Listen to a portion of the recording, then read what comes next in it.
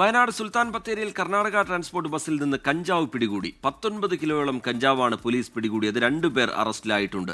സുർജിത്ത് അയ്യപ്പത്ത് വയനാട്ടിൽ നിന്ന് വിവരങ്ങളുമായി ചേരുന്നു. സുർജിത്ത്, വിവരങ്ങൾ. സുർജിത്ത്.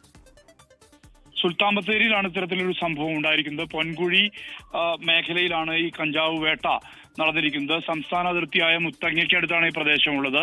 ഡാൻസ് ഓഫ് ടീമും പോലീസും ചേർന്ന് നടത്തിയ വാഹന പരിശോധനയിലാണ് കേരളത്തിലേക്ക് കടത്തിയിരുന്ന 18.90 ഗ്രാം കഞ്ചാവുമായി 2 പേരെ പിടികൂടിയിരിക്കുന്നത്. അടിവാരം നൂറാന്തോട് വലിയറക്കൽ വീട്ടിൽ കെ ബാബു 44 വയസ്സ്, ഒപ്പം തന്നെ വിരാജ്പേട്ട സ്വദേശിയായിട്ടുള്ള ജലീൽ എന്നിവരാണ് പിടിയിലായത്. കർണാടക RTCയിൽ സംസ്ഥാനത്തേക്ക് വരികയായിരുന്നു ഇരുവരും. ഇന്നലെ വൈകിട്ടോടെയാണ് ഇരുവരെയും കഞ്ചാവുമായി പോലീസ് പിടികൂടിയത്.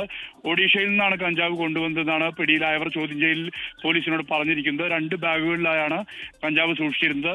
സ്റ്റേറ്റ് സ്പെഷ്യൽ ബ്രാഞ്ച് നൽകിയ വിവരം അനുസരിച്ചായിരുന്നു ഇത്തരത്തിൽ പരിശോധന. ആ പരിശോധനയിലാണ് 19 കിലോയോളം കഞ്ചാവ് പിടികൂടാൻ കഴിഞ്ഞിരിക്കുന്നത്. സുർജിത്ത് അയ്യപ്പത്ത് വയനാട്ടിൽ നിന്ന് വിശദാംശങ്ങൾ പങ്കുവയ്ക്കുകയായിരുന്നു.